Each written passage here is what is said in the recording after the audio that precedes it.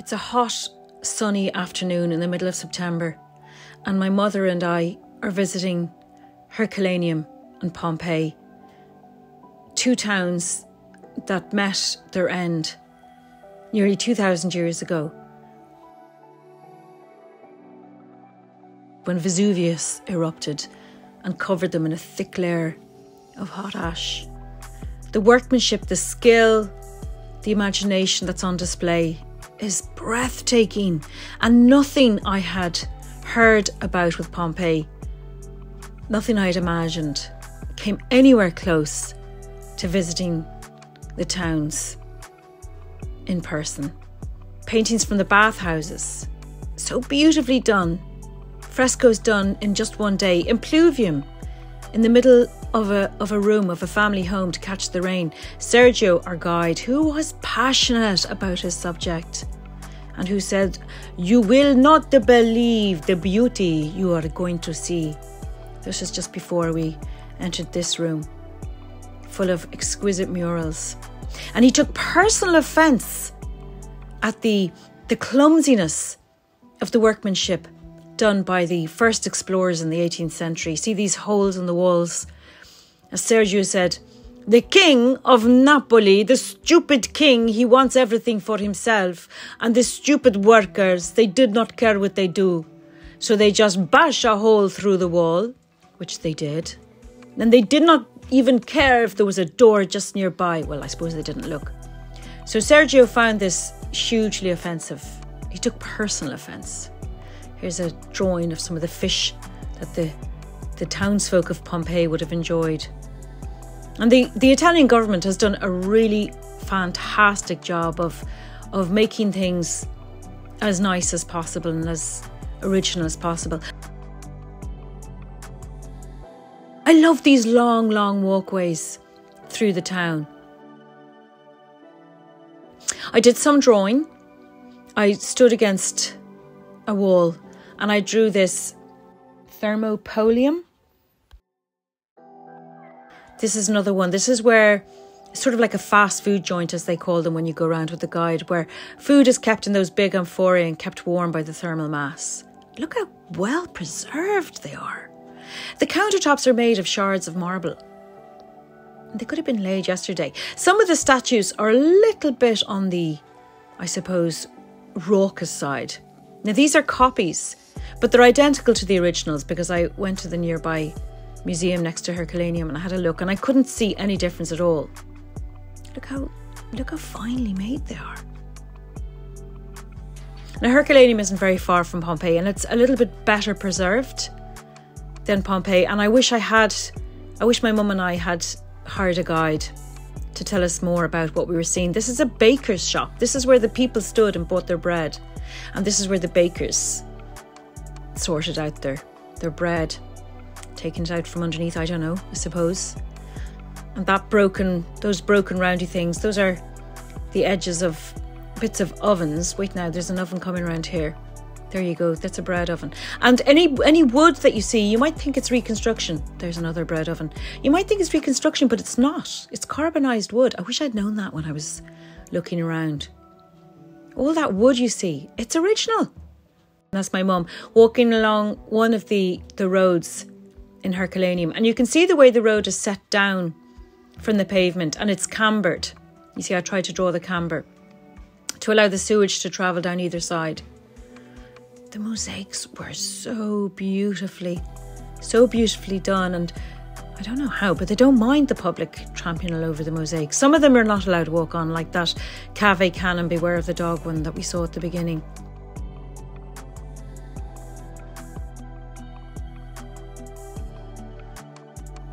Look at that. Look how fine it is. Here's another of those gorgeous roads. So you kept your feet dry by walking on raised pavements on either side. I love this room with a little shrine at the end. Somehow the shrines made it feel very exotic and yet very relatable because, you know, religion. This one is very complete. Here's the stone plaque that you saw at the beginning. And look at the font. Look how beautiful it is. Sometimes I tried to recreate the font in my very, very best hand, but of course, nothing but mess compared to the Romans. During the Second World War, there was another volcanic eruption nearby, so there's a lot of these little pumice stones scattered all over Herculaneum and Pompeii. They look like pebbles, but they weigh nothing. They're weightless. Look how nicely built that is.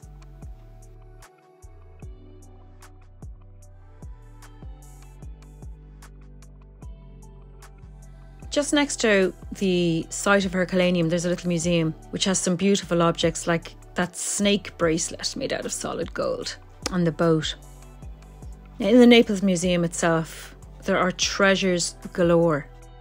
Statues, exquisitely made. This guy, they called him a barbarian. Kind of looks a bit barbaric.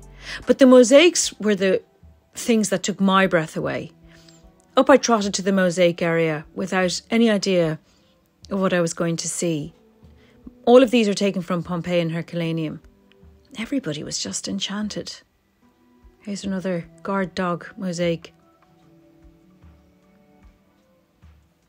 And then this.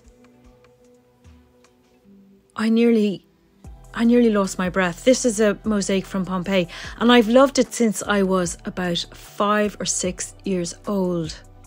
From the moment I saw it for the first time, I yearned for it. I had no idea it was waiting for me in this museum.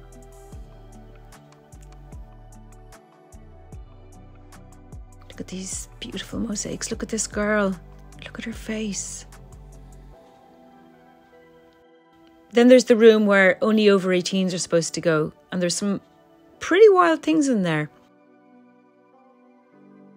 And back in the main section, there are these athletes, naked of course. For some reason, all the male visitors took videos of these guys. I don't know. You know? That's what they did. I preferred this little piglet.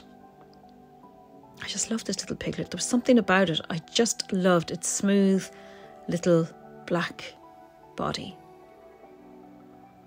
Now this guy just looked so real, I had to draw him. So I took out my sketching stuff and I made a little sketch, and somehow I didn't catch his likeness at all. I don't know where exactly I went wrong. Here is another section that's, I suppose, a little bit extra. You have to pay like €1.50 or something to go in here, but the mosaic floors are astonishing. They are astonishing. Again, you can walk in them. Now you have to wear shoe covers for this area, which I suppose is a good thing. But just look at them. Just look at them. And this amphora, vase, whatever they call it. This room, painted to within an inch of its life. Look at that ceiling. Incredible. This guy, again, I just had to draw him. He is a herm, which is like a bust made out of stone. And he's so handsome. And he's from Herculaneum.